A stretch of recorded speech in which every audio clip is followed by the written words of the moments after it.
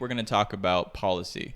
Now, that's kind of boring, but we're going to talk about it because I'm reading this book, Hacking Kubernetes, Threat-Driven Analysis and Defense, cover to cover, and we're going to honor each chapter. So let's talk about policy. Okay, so Kubernetes is meant to be automated, right? Everything in Kubernetes is automated. You're not really supposed to work on it directly unless you're configuring something or checking if something is working properly. Security in Kubernetes is the same deal. How do we automate security? Well, we have a lot of options, but basically policy, right? So especially when it comes to ensuring least privilege in your cluster, it comes to policy. A big way of making sure that developers and service accounts had only the privileges that they needed before was pod security policies.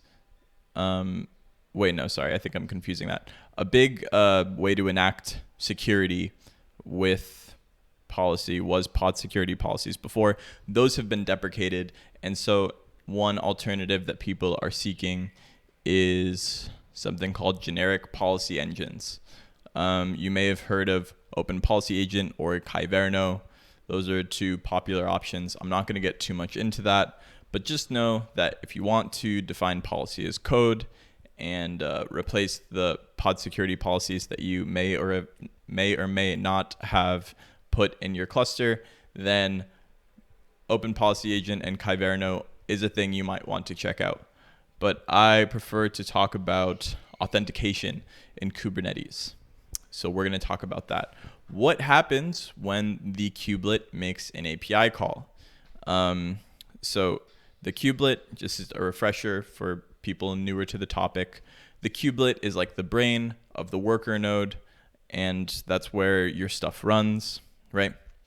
And to do things like, just to do everything, just to be a brain basically for the worker node, it has to communicate with the control plane, more specifically the Kubernetes API within the control plane. So there's this constant communication.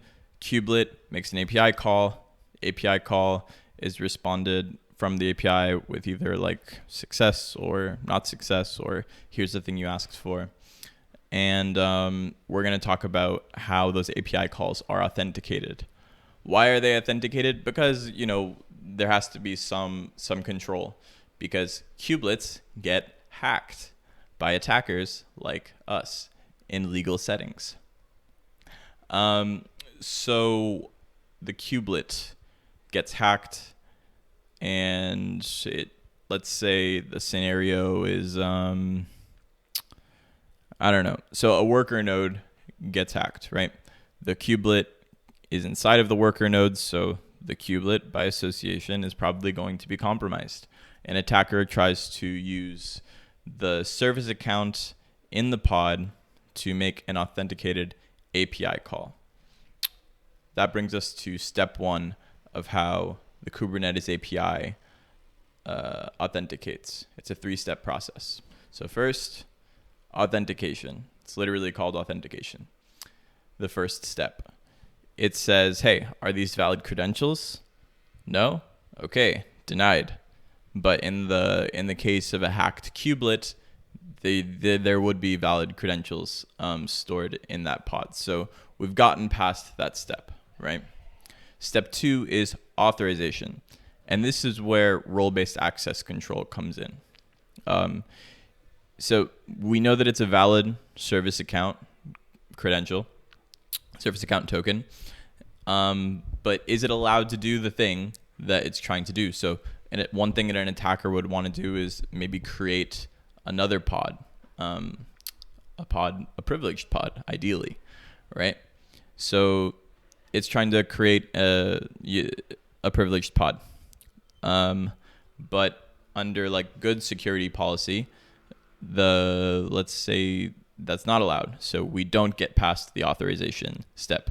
The role associated with that service account is not allowed to create privileged pods.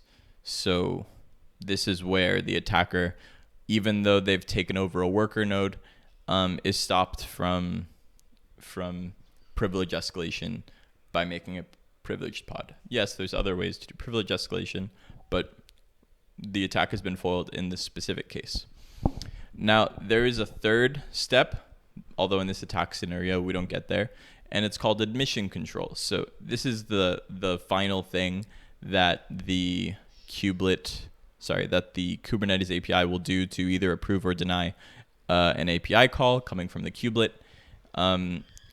It's an admission controller. It basically looks at the API call, and it can either approve or deny it based on rules, or it can actually change the API call. That would be a mutating admission controller that's changing the API call.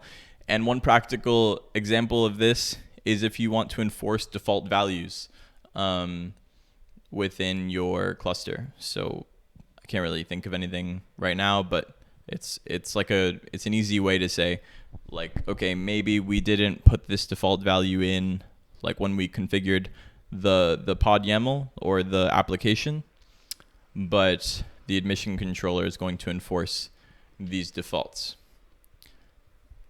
So yeah, that's how authentication works in the Kubernetes API, whether you are attacking or defending, whether you're on a red team or a blue team or a purple team. It's helpful to know about this because you want to know how you can get those malicious API calls through, or how you can prevent those malicious API calls from getting through. So yeah, use role-based access control.